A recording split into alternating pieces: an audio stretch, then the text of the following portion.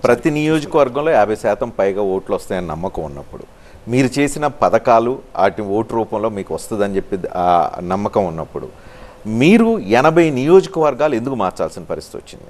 రాజకీయాల్లో ట్రాన్స్ఫర్లు డిప్యుటేషన్లు వర్కౌట్ కావు అనేది పొలిటికల్ విమర్శలు వస్తూ ఉన్నాయి. మీరు ఏవైతే 80 నియోజకవర్గాలు మీకు ఇంత మీ మీద ఇంత నమ్మకం ఉంటే ఇన్నెందుకు మార్చాల్సి వచ్చింది? ఎవరు అంటున్నారు? వాళ్ళు అంటున్నారు వాళ్ళు మార్చినవి చంద్రబాబు నాయుడుతో వచ్చింది అంటే తను ఏమి చేసినారో ఇంకోరు చేయకూడదు అంటాడు ఒకటి.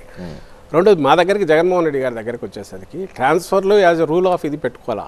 నేను ఇంతకుముందు అన్న దాంట్లోనే రీజన్ ఉంది కదా, పర్ఫెక్ట్ గ్రౌండ్ ప్రిపేర్ అయ్యింది, ఒక పార్టీ చేయగలిగింది, అధికారంలో ఉండి చేయగలిగింది, చేసి ఎంత చేస్తుందో మ్యాక్సిమం చేసి ఫస్ట్ టైం పాజిటివ్ ఓటు తెచ్చుకున్నాం.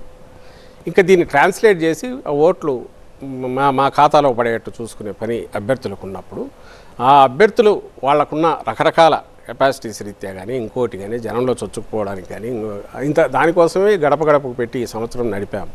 ఇవన్నీ చూసిన తర్వాత సర్వేల్లో వచ్చిన దాన్ని బట్టి మార్చాము. అప్పుడు జగన్మోహన్ రెడ్డి గారు చెప్పారు, రెండు మీరు అడగబోయేది అందరూ అంటున్నది ఫ్యామిలీస్ నుంచి ఇచ్చారని, లేకుంటే ట్రాన్స్ఫర్లు అయ్యాయని.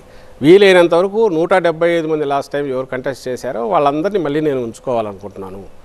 నా టీంలో రావాలి, గెలవాలి అనేది ఒక పక్క చెప్తూ, ఇంకో పక్క at the same time party పూర్తికి 175 టార్గెట్గా పెట్టుకున్నప్పుడు ప్రతి అభ్యర్థి కూడా గెలవగలడన్నట్టు సర్వేల్లో రావాలి. రకరకాల రీజన్స్ ఉండొచ్చు దానికి. రానప్పుడు ఇంకెక్కడైనా అకామిడేట్ చేసే అవకాశం ఉంటే అక్కడ చేయడం, లేని పక్షంలో ఆయన పార్టీ పరంగా బాధ్యతలు ఇస్తామని నచ్చజెప్పి ఇంకోరిని తీసుకురావడం. నేను అన్నట్టు ఆ చేయడంలో వీలైతే బీసీలను తీసుకురావడం, మంచి మన కార్యకర్తలను ప్రమోట్ చేయడం, ఇదంతా ఓవరాల్ కాంప్రహెన్సివ్ స్కీమ్లో part which is a positive and it should be a role model to other parties also. That's what I feel personally also. మిమ్మల్ని చూసి వాళ్ళు కూడా ట్రాన్స్ఫర్లు కొన్ని పెట్టినట్టున్నారు. ఇప్పుడు రీసెంట్ లిస్ట్ చూస్తే లాస్ట్ టైం కూడా అది చేశారు కదా, లాస్ట్ టైం కూడా అది చేశారు కదా. అనిత ఆమెను తెచ్చి ఎక్కడో పెట్టారు, జవహర్ని అక్కడి నుంచి తెచ్చి ఇక్కడ పెట్టారు. ఈసారి ఏదో గంటనేమో చీపురుపల్లి పొమ్మంటున్నారు, సుధాకర్ యాదవ్ కొడుకుని తీసుకొచ్చి ఇక్కడే కోస్తా జిల్లాలో ఏలూరులో ఎక్కడో పెట్టారు. ఇవన్నీ. సో ఇక్కడ పాయింట్ ఏంటంటే మీ పార్టీలో అంతా చూసి జగన్మోహన్ రెడ్డి, మీరు ఇందాక అన్నారు ఫస్ట్లో అన్నారు 1-200 ఆయన డైరెక్షన్ ఆయన జగన్మోహన్ రెడ్డి చూసి ఓటేయాలి, వైఎస్ఆర్ కాంగ్రెస్ పార్టీ ఫ్యాన్ గుర్తుని చూసి ఓటేయాలి అని చెప్తున్నప్పుడు క్యాండిడేట్స్ ఇమ్మెటీరియల్ అయినప్పుడు ఎందుకు ఈ కసరత్తు, ఎందుకు ఇంత పెద్ద ఎత్తున కసరత్తు ఎందుకు? దీంట్లో రెండు ఉన్నాయి. మీరు జగన్మోహన్ రెడ్డి గారి గురించి అన్నప్పుడు కాలం మారింది. ఇప్పుడు వచ్చిన దాంట్లో మీరు నేషనల్ పార్టీస్ కూడా ఒక ఐకానిక్ ఇదే వస్తున్నారు. రీజనల్ పార్టీస్కి అయితే ఖచ్చితంగా పర్సనాలిటీ సెంటర్గా నేషనల్ దీంట్లో వచ్చింది. రీజనల్ పార్టీస్లో ఆబ్వియస్లీ పర్సనాలిటీ సెంట్రిక్గానే ఉంటుంది. Leader decides everything. How democratic he is, అందరిని ఎట్లా కలుపుకోగలుగుతున్నారు బట్టి అవి సర్వైవ్ అవుతున్నాయి. అలాగే ఎంత సక్సెస్ఫుల్గా అది నడవగలుగుతుంది, ఎంత కమిట్మెంట్తో ఆ లీడర్ పార్టీ నడపగలుగుతున్నాడు, పార్టీ కూడా అంత కమిట్మెంట్తో బట్టి సక్సెస్ రేట్ వస్తుంది. మాకు సంబంధించి we are very satisfied with what our performance and earlier. దీని నుంచి వచ్చిన కాన్ఫిడెన్స్తోనే రెండో మాట మేము అంటున్నది, ఏది మాకు 50% అబౌ ఉంది. మూడవ దానికి సంబంధించి ఇంత గ్యారంటీ ఉన్నప్పుడు ఎందుకు మారుస్తారనేది నేను ఇంతకుముందు అన్న దాంట్లో ఉంది. ఇమ్మెటీరియల్ కాదు, ఎందుకంటే ఆ ఓటును తెచ్చుకోవాలి.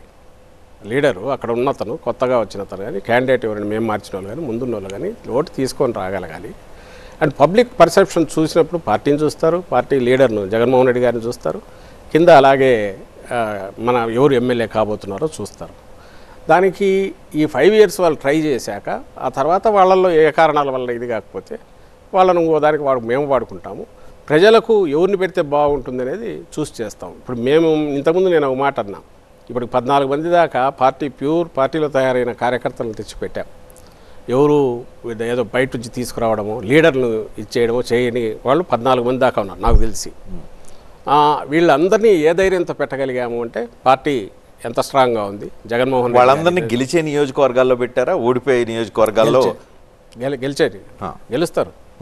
మైలవరం గెలుస్తున్నాం, నెల్లూరు గెలుస్తున్నాం, మడకశిర గెలుస్తున్నాం, సింగనమల గెలుస్తున్నాం, ఎక్కడైతే మేము ఇలాంటి. ఎందుకంటే వైసీపీ ఏదైతే మేము ఎస్సీ ఎస్టీ బీసీలకు more than 50% సీట్లు ఇచ్చామని చెప్తుందో, ఈ మెజారిటీ ఇచ్చిన సీట్లన్నీ సేవలో మీరు చెప్పుకోవడానికి సోషల్ ఇంజనీరింగ్ చెప్పుకోవడం కోసం ఇచ్చిన సీట్లే తప్ప వీటిల్లో బలమైన నాయకత్వం లేదు, గెలవగలిగే నాయకత్వం లేదు, లేకపోతే గెలిపించే ఏరియాల్లో వీళ్ళని పెట్టలేదు అనేది వస్తుంది. ఇప్పటికీ అగ్రకుల ఆధిపత్యమే నడుస్తుంది అని కాదు. 175 గెలుస్తాం అనుకున్నప్పుడు గెలవంది ఏముంటుంది?